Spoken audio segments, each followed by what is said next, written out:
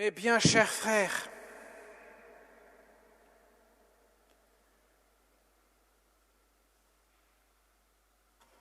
maintenant, ô Maître souverain, tu peux laisser ton serviteur s'en aller en paix selon ta parole. Car mes yeux ont vu le salut que tu préparais à la face des peuples, lumière qui se révèle aux nations et donne gloire à ton peuple Israël. C'est en ces mots, mes chers amis, que Siméon bénit Dieu en le louant, en rendant grâce, car dans ses mains il tient le salut, la lumière qui se révèle aux nations. La lumière, la chandelle, la chandeleur, voilà d'où se vient ce mot. Celui qui rayonne de lumière, celui qui vient éclairer les cœurs pris dans les ténèbres du péché. Mes chers amis, Marie et Joseph se conforment à la loi. Cette loi qui demande que tout premier-né de sexe masculin soit présenté au temple et qu'on offre en sacrifice un couple de tourterelles ou 2 petites colombes. Alors pourquoi cet événement-là? Pourquoi cela? Pourquoi la loi demande cela? Ça vient d'une grande tradition juive qui remonte à 1200 ans environ avant la naissance de Jésus, au temps de Moïse. Et vous savez que à cette époque-là, le peuple d'Israël était en Égypte depuis 630 ans, depuis que l'arrière-petit-fils d'Abraham, Joseph, vendu par ses frères, un marchand d'esclaves qui allait en Égypte, et que survint après coup une famine en Palestine, tout le monde rejoint le frère qu'ils ne reconnaissent pas en arrivant en Égypte, celui qui les avait précédés pour préparer la venue de ce peuple en souffrance dans sa terre d'élection, la Palestine, la terre d'Israël. Et donc ils viendront en Égypte pour pouvoir échapper à la famine et ainsi recevoir la nourriture dont ils ont besoin. Et Joseph, accueillant ses frères, demandera d'amener son père pour qu'il vienne aussi, sa famille. Son père, surnommé Israël par Dieu, lui le petit-fils d'Abraham, Jacob, qui est le fils bien sûr d'Isaac. Mais après que la mort de Joseph, lui qui était devenu l'intendant du roi, du Pharaon, le peuple d'Égypte va commencer à opprimer sévèrement le peuple d'Israël, les Hébreux, qui seront réduits tout simplement en esclavage, servant les Égyptiens et notamment en fabriquant ces petites briques qui vont servir à construire ces fameuses pyramides. Et voilà que le peuple commence à crier vers son Dieu, « Seigneur, Seigneur, où es-tu? Nous sommes entre les mains des Égyptiens, nous sommes livrés, réduits à l'esclavage. » Mais Dieu va entendre l'appel du peuple et va envoyer Moïse. Moïse, lui, qui va être élevé à la cour du roi Pharaon, lui qui sera repêché par sa propre fille de Pharaon, pour être introduit dans le sein de cette famille, et en grandissant va s'apercevoir que son peuple est opprimé et va commettre un meurtre en tuant un Égyptien, et bien sûr partira au loin pour échapper à la mort que le Pharaon voulait infliger à Moïse. Mais voilà qu'en arrivant en Arabie,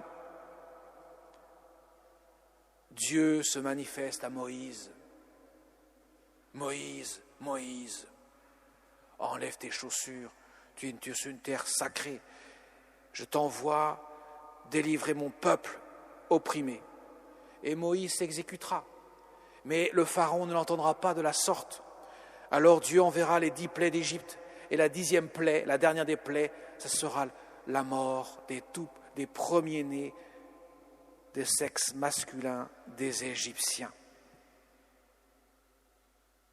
Quand le fils de Pharaon mourra, à ce moment-là, Pharaon laissera partir les Hébreux, même s'il regrettera son geste et courra après eux et se fera engloutir dans la mer Rouge quand elle se séparera des eaux et pour que le peuple d'Israël passe et les Égyptiens s'engouffrent à l'intérieur de cette eau, de cette mer où ils vont mourir noyés.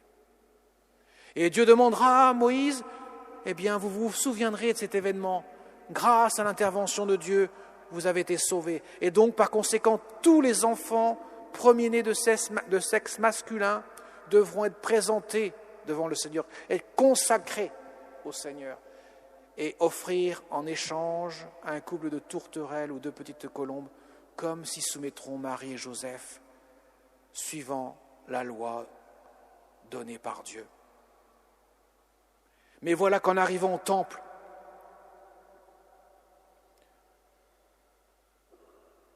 ce Dieu, Fils de Dieu, Fils éternel du Père, qui vient à la rencontre de son Dieu, Dieu le Père, le Fils qui rencontre le Père dans le temple et en même temps qui est consacré,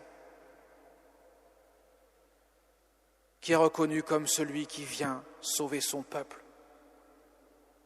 celui qui vient se substituer en quelque sorte pour le pardon des péchés sur lequel tout va reposer.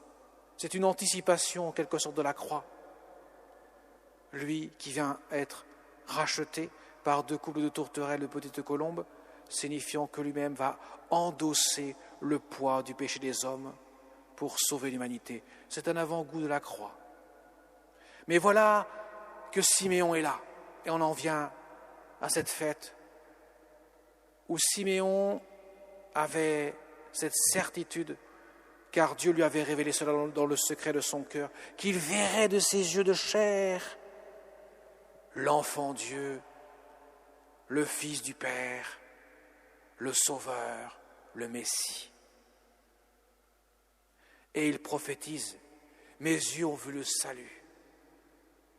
Ils ont vu celui qui viendra sauver son peuple du poids des péchés. Mais il ne s'arrêtera pas là. Dans sa prophétie, il va s'adresser à sa mère, Marie. Toi, Marie, voici que cet enfant provoquera la chute et le relèvement de beaucoup en Israël. Effectivement, tout le monde devra se déterminer, se prononcer. Tu es avec moi? Si tu n'es pas avec moi, tu es contre moi. Car moi, je suis le Sauveur. Tout homme passera par moi pour le salut.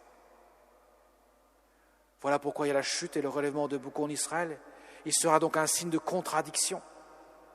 Et toi, ton âme, Marie, sera traversée d'un glaive, le glaive de douleur qui viendra traverser ton cœur le jour où ton fils bien-aimé, à l'instant même, une fois mort, sera traversé, son cœur sera transpercé par le glaive du soldat, d'où s'échappera l'eau et le sang, qui signifiera la naissance même du mystère de l'Église. Ton cœur est associé à cela, ô mère, parce que tu es la mère de tous ces hommes. Dieu t'invite à répondre à son appel. Femme, voici ton fils. Saint Jean, toi, voici ta mère. Toi, Marie, la première à dévoiler les pensées de ton cœur tellement associé à ton Fils bien-aimé, uni, 2 cœurs unis dans un même cœur, pourrait-on dire, de telle sorte que tu ne peux pas vouloir autre chose que ce que ton Fils bien-aimé veut. Voilà ce qui est dévoilé, ce qui est révélé. Et ainsi, comme dit Saint Siméon, seront dévoilées les pensées qui viennent du cœur d'un grand nombre. Car, mes chers amis, tout se passe dans votre cœur, dans votre cœur. C'est là que Dieu agit. C'est là que Dieu fait connaître son amour lequel nous accueillons ou lequel nous repoussons. lui qui vient enfanter le règne de Dieu dans nos cœurs. C'est le jour où les consacrés fêtent leur consécration, parce que leur cœur s'est uni à cet époux qu'est le Christ.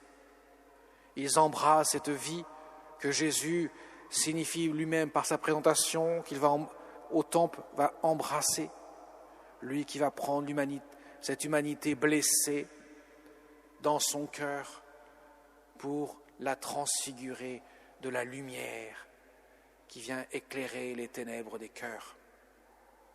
Alors mes chers amis, nous aurons à cœur de prier spécialement donc pour les consacrés aujourd'hui, en ce jour où ils fêtent leur consécration, à l'image de notre Mère du ciel, de Siméon aussi, qui à la fin de sa vie a pu rendre grâce à Dieu. Anne, fille de Phanuel aussi, qui était là, servant jour et nuit le Seigneur au temple, attendant la délivrance du peuple de Jérusalem, le peuple d'Israël. Nous pourrons prier pour notre Église, l'Église afin qu'elle puisse rayonner, être la lumière qui vient briller dans les ténèbres des cœurs qui ne savent pas où ils vont. Porter cette lumière du cœur de Jésus. Et que nous pourrons prier pour notre monde en désarroi, qui souffre et qui attend la lumière de Dieu. Demandons-le avec l'intercession de notre Mère du ciel, afin que Dieu puisse vivre dans nos cœurs, transformer nos cœurs, les transfigurer de sa lumière. Amen.